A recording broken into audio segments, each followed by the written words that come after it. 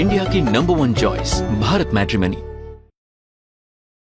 आप जानते हैं एक तरीके से नेशनल सिक्योरिटी एडवाइजर हैं ईरान के एक तरीके से एनएसए, उनकी धमकी अमेरिका को, हम लड़ेंगे और बचाव करेंगे। लारीजानी ने कहा हम 6000 साल पुरानी सभ्यता हैं, हमको यूं रातों रात मिटाया नहीं जा सकता।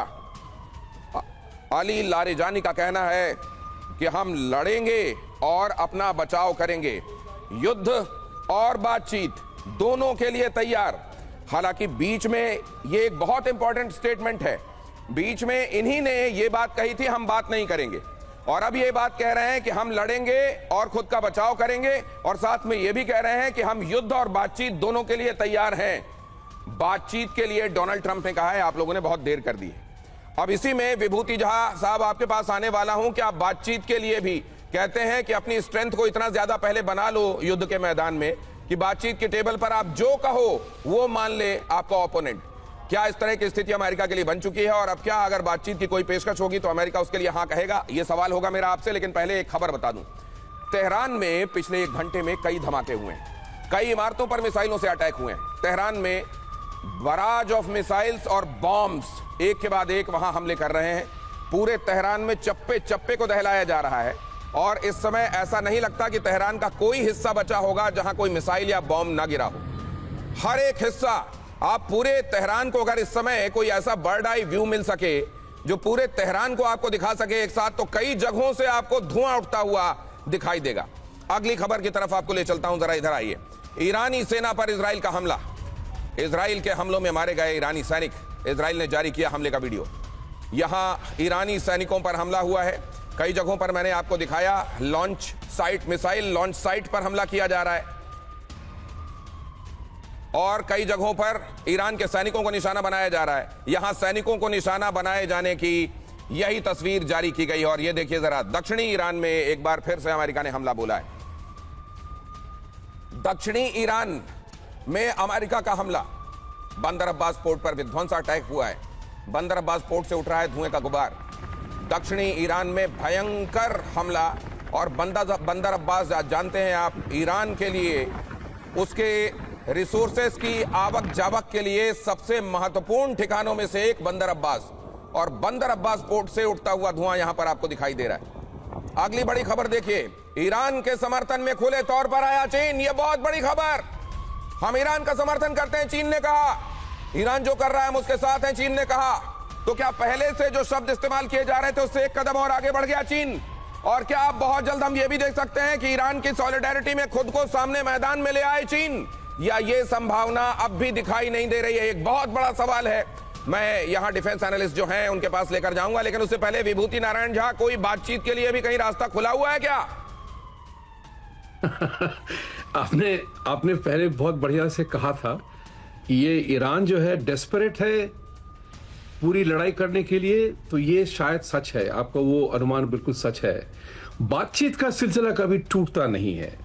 यहाँ चीन अगर ईरान के ये पूरा सर आप अपनी बात पूरी कीजिएगा, आपको रोक के सिर्फ अपने दर्शकों को ये बता दूं कि इस समय वो जो तस्वीरें देख रहे हैं, टॉमाहॉक मिसाइल जो दुनिया की सबसे खतरनाक मिसाइलों में से एक है, ये क्रूज मिसाइल जब कहीं पर हमला करती है तो वहां की स्थिति क्या होती है, तस्वीर कैसी दिखाई देती है, देख लीजिए। टॉमाहॉक का हमला है। अपनी बात पूरी कीजिए सर। हाँ, वही मैं कह रहा था कि बातचीत तो चलती रहेगी, लेकिन मारामारी के साथ जो जिसका वर्चस्व होगा वो जमाएगा इसमें। लेकिन इसके लिए एक और बात जाननी बहुत जरूरी है, जिसकी चर्चा आपने की भी थी, कि देखिए दुनिया आज की तारीख में, मैं कुछ बहुत तालियां बजा के इस बात की चर्चा नहीं कह रहा हूं, लेकिन इस्लाम की असलियत भी सामने आ गई है साहब। ये जो है, जो आपने अभी जो उनकी जो ईरान के जो सिक्योरिटी चीफ थे, उन्होंने कहा कि हम लड़ेंगे और लड़ाएंगे, अमेरिका पे भी खतरा है। तो उनके सेल्स जो है ना, स्लीपर सेल्स, हर एक देश में बैठे हुए हैं। तो एक होता है कि जब भारत, अमेरिका, जो भी देश हो, स्पेन हो या लंदन हो, जो भी हो, कहीं ना कहीं ये एक विस्फोट कर सकते हैं। उनका उद्देश्य ये है, मार खा रहे हैं इसलिए वो आदमी ज्यादा डेस्परेट हो जाता है। तो उनके स्लीपर सेल्स जो हैं, आपके मॉल पे, हमारे मॉल पे, हमारे ब्रिज पे, इस तरह से मुझे लगता है सर कर सकते हैं कि हमको ऐसे अंदेशों को भी जाहिर करने से बचना चाहिए, क्योंकि Yes, जाहिर है, बिल्कुल। लेकिन एक चीज मैं आपसे जानना चाहता हूं सर, आपने कई बार मेरे साथ डिस्कशन में एक लाइन का जिक्र किया था, जिहाद वर्सेस क्रूसेड का जिक्र किया था। क्या आपको यहां पर भी वो बात नजर आ रही है? जी हाँ, बिल्कुल सही बात है। वो उस बात से तो मैं निश्चित हो चुका हूं कि ये जिहाद और क्रूसेड का ये नया स्वरूप है, जिसमें कि पॉलिटिक्स में नहीं कहते विभूति नहीं जी, कि strange इसको कैसे आप bedfellows जिहाद बनते हैं। और क्रूसेड और आज जो इस्लाम है, से जोड़ ले रहे हैं? देखिए, विभूति जी सुन्नी- सॉरी माफ करिएगा, मैं मनीषा बोल रहा हूं। मैं ये जानना चाहता हूं कि कैसे आप इसको जिहाद से, क्रूसेड से, इस्लाम की असलियत से जोड़ ले रहे हैं, जबकि आप देखिए कि ईरान के मिसाइल कोई ऐसा तो नहीं है कि वो कतर में, यूएई में, सऊदी में, बहरीन में अटैक करते समय इस बात की परवाह कर रहे हैं कि वो इस्लामिक कंट्री है। मुझे नहीं लगता कि इसमें कहीं धर्म का एंगल है। ये दरअसल मिडिल ईस्ट में अपने वर्चस्व नहीं, की एक ये लड़ाई बिल्कुल है ही- और उसको उसी रूप में बहुत रहने दिया इंटरेस्टिंग जाए। सवाल है, और ये भी इंटरेस्टिंग है कि झा जी ने झा जी से ये सवाल पूछा है। मनीष झा देखिए, विभूति झा से पूछा है। इस बात को मानना पड़ेगा कि शिया और सुन्नी का जो स्किज्म है वो आज का नहीं है। वो जब से शुरू हुआ, जब से कि पैगंबर की मौत हुई थी, तो आज उनका जो ये सिलसिला है कोई नया नहीं है, जमा हुआ है, लेकिन उनका एक उद्देश्य और भी बड़ा सही है। तो सर ये बताइए, इस मामले में अलग होंगे, ये बताइए सर, ओमान के साथ तो कल्चरल टाइज हैं, बहुत सारे ईरानी वहां रहते हैं, फिर भी उसको नहीं छोड़ा गया है। आप बहरीन को देख लीजिए, 75% शिया आबादी है, वहां पर भी हिट किया गया है। तो ये वाला एंगल भी ऐसा नहीं लगता कि पूरी तरह इन प्ले है, मतलब इसको शायद आप डिस्काउंट कर सकते हैं। मैं अगली खबर की तरफ बढ़ता हूं सर, आपके पास लौटूंगा। ये खबर बता दूं, हमलों के बीच हाई अलर्ट पर यूनाइटेड स्टेट्स के बेस, ब्रावो मोड में अमेरिकी बेस, ये अलर्ट मोड कहलाता है। ये करके सर बताएंगे आपको ये ब्रावो मोड क्या होता है। यूएस बेस पर हमले कर रहा है ईरान, ब्रावो मोड क्या होता है सर? एक्चुअली हर ब्रावो मोड एग्जैक्टली क्या होता है ये तो मैं जानता नहीं हूँ, बिकॉज ऑब्वियसली, पर किसी भी बेस को डिफेंड करने के अलग अलग ग्रेड्स होते हैं।